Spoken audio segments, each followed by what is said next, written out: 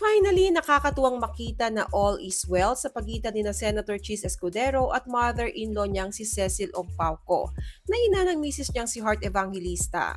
Katunayan sa isang video na kuha noong renewal of vows ni na Heart at Cheese during their ninth wedding anniversary sa Balesin Island nitong February 15, ay makikitang nagbibiruan pa ang mag-in-law.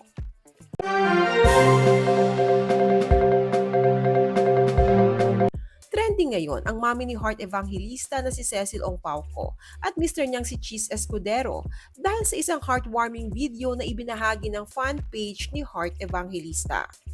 Nitong February 18 Sunday ay nirepost ng I Love Love Marie Instagram page ang video ng mami ni Heart habang nakikipag-hangout sa son-in-law niyang si Cheese Escudero.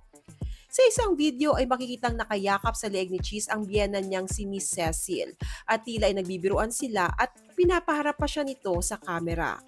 Samantalang sa sumunod na video naman ay makikitang nagtatawanan sila at very comfortable with each other. Hinawakan pa nga ni Mami Cecil ang baba ni Cheese na tila ay pinapahiran ito. Mababasa sa caption, a living testament that time heal all wounds. What a lovely moment to see. Masaya ang lahat ng fans and followers ni Miss Heart Evangelista dahil finally ay masaya ang buo niyang pamilya. Lalo pat matagal na rin nagkaayos ang parents niya at mister na si Cheese. Kung noong kasal nila ni Cheese noong 2015 ay malungkot si Heart sa hindi pagdalo ng parents niya dahil tutol sila na mapangasawa niya ang isang politikong tulad ni Cheese Escudero. Ngayon ay nag-iba na ang ihip ng hangin. Si Mami Cecil pa mismo ang naghatid kay Heart kay Cheese papunta sa altar noong renewal of wedding vows nilang mag-asawa. Sobrang nagkapalagayan na ng loob sina Cheese at mga biyenan niya. Marami naman ang nagtatanong kung bakit missing in action ang daddy ni Heart na si Mr. Ray Ongpauco at tanging ang ina niya lang ang dumalo sa kanilang renewal of vows.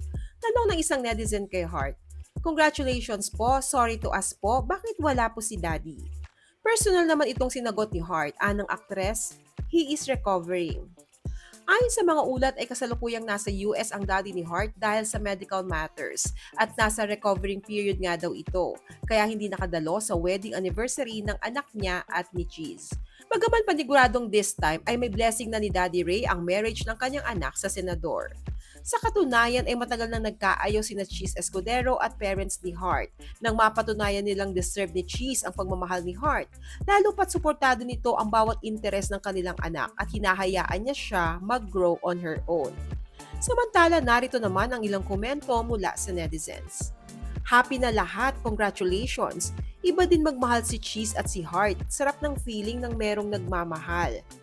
Time heals nga kasi nakalimutan na ang demandahan years ago. True, grabe din ang mga salitang tinanggap ni Cheese noong mga time na yon on national TV. Hindi nalugi si Heart kay Cheese, no? True, ang gusto lang naman ng parents ay mapabuti siya. Ano pong masasabi niyo sa nakakatuwang closeness ngayon ng mami ni Heart, Cheese Escudero? Naniniwala ba kayo sa kasabihang time heals all wounds? Share your thoughts below.